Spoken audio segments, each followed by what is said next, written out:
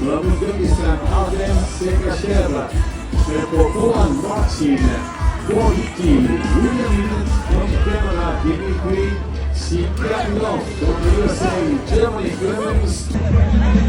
And let's get let's go! That hurts so bad!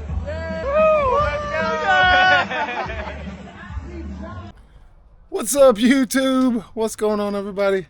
Welcome back to the channel. For those that are new to the channel, I am Joe Wilson, just your average dumb triathlete trying to make videos related to triathlon.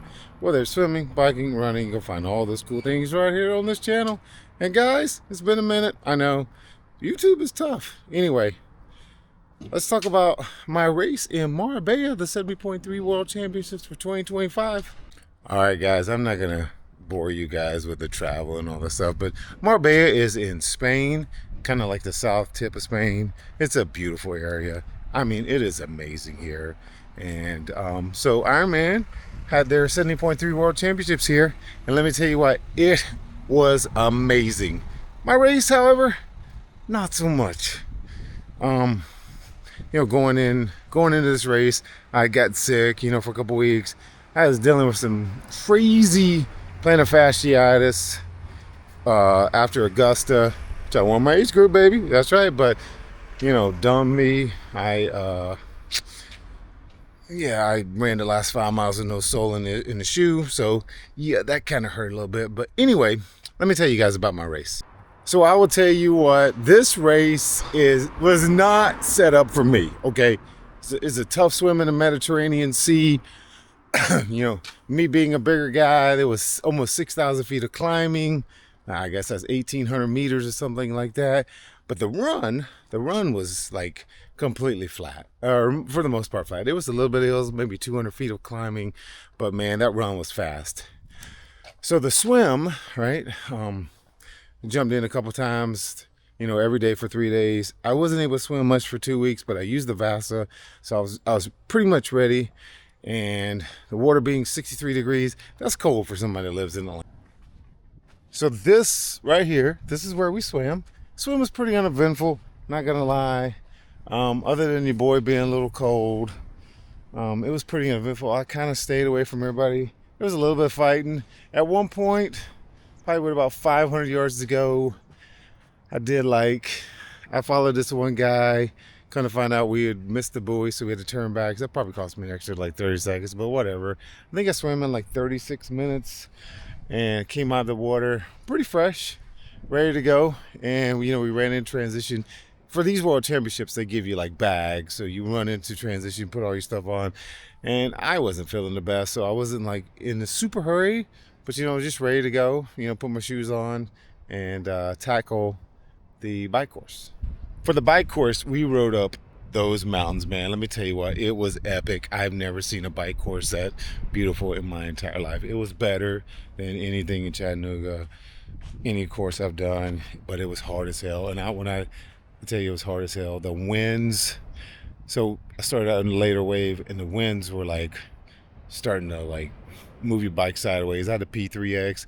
Maybe should have ridden a road bike, but I had the P3X, and the wind's just coming down. It was just like on the back stretch, it was just like blowing me all over the place. And I kind of wimped out and said, I am not going to go down. As a matter of fact, I think around mile 40, I was coming down that last scary mountain. I know it was scary. I look over and there's a guy laying on the ground. I said, that after this collarbone, I'm smarter now than I ever was. I used to bomb down those mountains, but I don't know, at 50, it's just not the same anymore. So, yeah, I mean, I lost my bike computer twice. Once as we were going out, because the first 5 miles is pretty flat. Lost the bike computer, stopped, picked it up. Maybe that cost me like a minute, whatever. But then coming back in, the piece of metal my buddy had rigged to put the bike computer on completely sheared off. I was like, wow. So it was kind of bumpy out there. But for the most part, I mean, you're just riding the whole time. I couldn't really push a lot of power just because I'd been sick. But I said, you know, we're going to get through this. I felt good going up the hills. I probably may have left like 10 minutes out there, but I think I did like 2:54. And that's solid. I mean, I was pretty happy with that. the last part was the run. And when I say I was coming off the bike, I've trained the whole year, you know. And when I was coming off the bike, I knew that because of the plantar fasciitis I got in Augusta, that I knew that this run was not going to be my best. And so it went from first couple miles, you know, I tested it out earlier in the week, and every time I ran like 5 miles on Monday, and the heel just hurt like hell on Tuesday and Wednesday. And I ran like 3 on Friday, and I said, you know what? It's gonna hurt. It's gonna be okay. And I said, let's just go for it. Let's just do it. And I ran.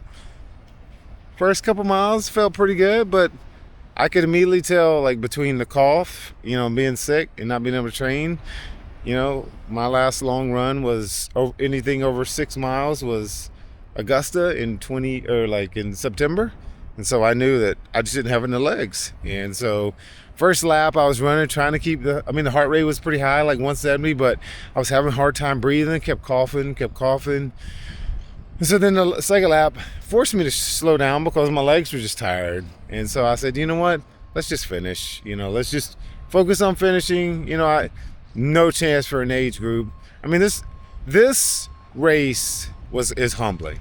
You know, as far as like how good people are, yeah. So that's it for 2025. I would consider this a spectacular year. I accomplished pretty much every single goal that I set forth after I broke my collarbone. Qualified for Boston, had an amazing day at Chattanooga, PR'd both the bike and the run, got a second place at Louisville, and repeated as the age group winner at Augusta. 2 seconds and 1 first, and a trip to Boston next year. So that to me is an amazing year. So this is it. My final day in Spain. The 25 season has officially come to an end. I'm gonna miss this place. I've been here for like 10 days. I'm gonna miss views like that. But now it's time to get healthy and recover. I'm probably gonna take a few weeks off. You know, no structure. Just probably do some weightlifting, man. I'm gonna become a gym bro or something, man. You know, like, how much you bench? You know, I've got to get this foot, better. So, hey, and one final thing, man, I appreciate the support. You guys don't know how much I appreciate the support. It is beyond moving. Like, I love to hear everybody's story. I have a story. Everybody has a story. I love hearing everybody's story. I love hearing about everybody's races. And man, you guys make me feel like a rock star. I don't know what I did to deserve this, but man, I appreciate all the cheers and follow along. Man, you guys rock. I wanted to walk so bad on lap 2. My foot was hurting, my heel was hurting, and it hurts like hell right now. But you guys, man, every time I turn the corner, I heard somebody, "Let's go, Joe." Yeah, man, that moves me. I'm not gonna lie.